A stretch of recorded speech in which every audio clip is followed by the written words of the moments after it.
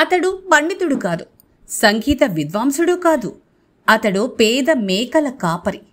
చిన్ననాటి నుంచి పిల్లల గోవి అతడి నేస్తం. దానిలో రాగాలు అతడికి తోడు నీడ.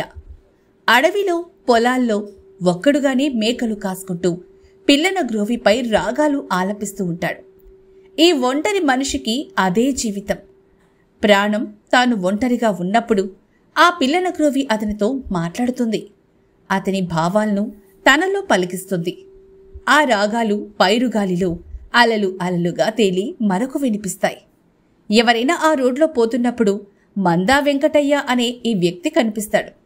ఆయన కనిపించకముందే పిల్లన గ్రోవి రాగం వినిపిస్తుంది మనకి. ఆ పిల్లన గ్రోవి రాగంలో శృతిలయలు ఉన్నాయా లేవా అన్నది కాదు, ఆ రాగంలో మాధుర్యం ఉంది. ఒక శ్రావ్యమైన ఆలాపన వినిపిస్తుంటుంది. వెంకటయ్య అనే పశువుల కాపరి చిన్ననాటి నుంచి కూడా మేకలు కాచుకుంటూ ఉంటాడు. మేకలు కాసుకుంటూ ఒంటరిగా ఉండలేక చిన్నప్పుడే పిల్లన గ్రోవిని తోడుంచుకున్నాడు.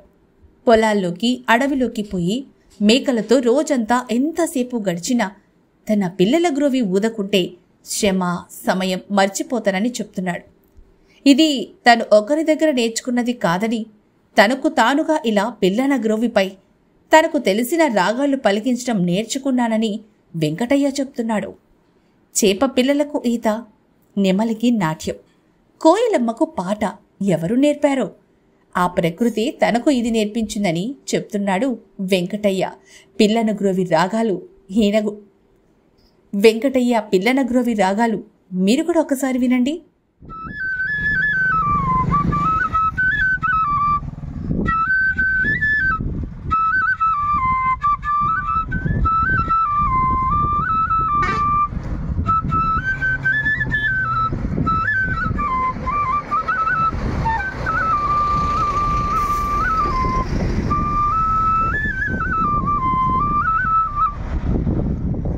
ఏం చేస్తుంటారు మీరు? వ్యవసాయం చెప్తాను, మేకలు మేపుకుంటూ వ్యవసాయం చేస్తాను. ఇది ఎప్పటి నుంచి మీకు ఇంట్రెస్ట్? నేను నుంచి అలవాటు నాకు. ఇవాళ పట్టా ఎవరైనా నేర్పించారా? లేదు లేదు, నేను సొంతించే మంచి అలవాటు వాయించుకుంటాను. చెవులో పంటగా ఉంటాను కాబట్టి టైం పాస్గా ఎప్పుడన్నా బోరు కుట్టినప్పుడు దీన్ని తీసుకుంటాను, ఊదుకుంటాను. ఆ చేపలు కొంటేసింది ఇక్కడ 2 ఎకరాలు.